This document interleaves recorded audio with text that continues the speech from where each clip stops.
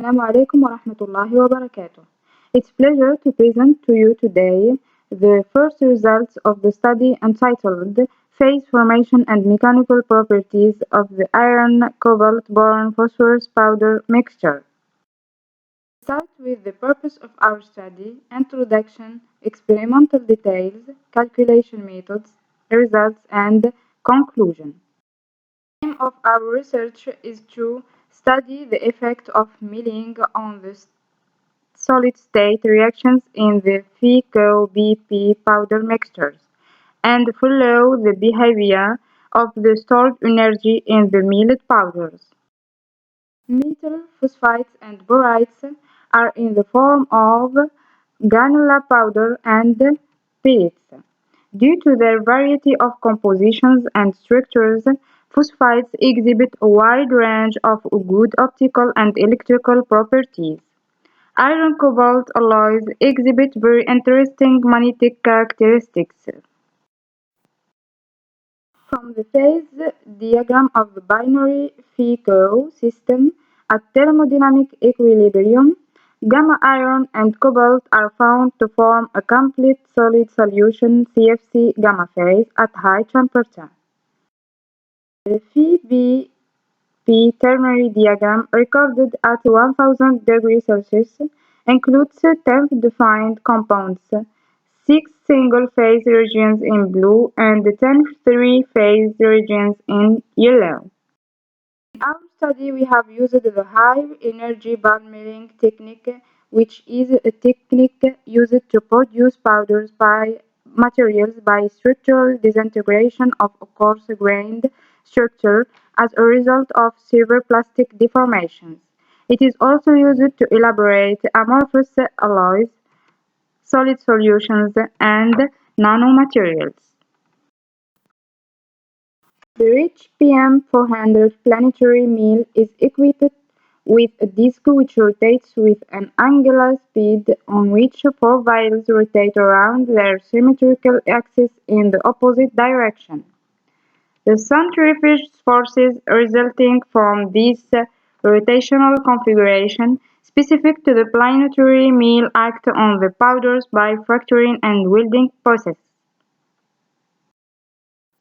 The FeCO-BP powders were obtained from elementary powders of iron, cobalt, amorphous red phosphorus, and boron.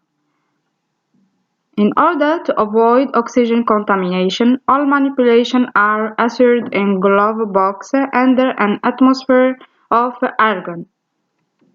4 vials with 5 steel balls 12 mm in diameter are placed in a planetary mill type rich PM400. The ball powder ratio was 7:2, V equal to 350 root per minute with cut time equal to 30 minutes. To study of the structural, microstructural, and mechanical properties of nanostructured powders, we choose the X-ray diffraction using a Bruker D8 using Q-alpha radiation of wavelength. Our simulation was carried out using MAUD software based on RIETVELD's theory, which is an X-ray diffractometric analysis using an algorithm based on the least squares minimization method. It makes possible to adjust the overall profile of the experimental diffraction pattern by refinement of different parameters: structural, microstructural, and mechanical. The refinement program minimizes the function M called residue. M is the weighted sum of squares. Its absolute value depends on intensities and the number of points, and that is the relation of M. The plastic deformations induced by milling leads to the storage of energy mainly as dislocations. According to Stivitz's approach, the stored energy is given by this relation. We have Young's modulus Poisson ratio, and microstress rate. The density of dislocations can be calculated from the following formula. We have the average size, microstress rate, and Berger's vector.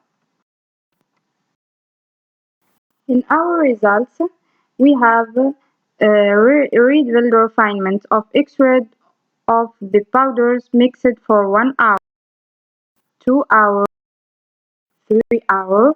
That for all milling time, the best refinement is obtained with two phases having different crystalline parameters, microstrain and grain size. The grains shape are more and less deformed. The ternary phase reaches the smallest and stable grain size up to 2 hours of milling. The formed ternary phase gets a stable proportion of about 14%. The evolution of the dislocations density with milling time reveals a continuous increase of dislocation densities in the ground ternary phase to reach a higher value after 3 hours of milling, while it's still stable for the iron cobalt solid solution. The iron-cobalt-boron phosphorus alloy exhibits the same Young modulus. It's equal to 200 gigapascal. The Poisson ratio has an antagonist behavior and reaches a highest value after 2 hours of milling for the ternary phase.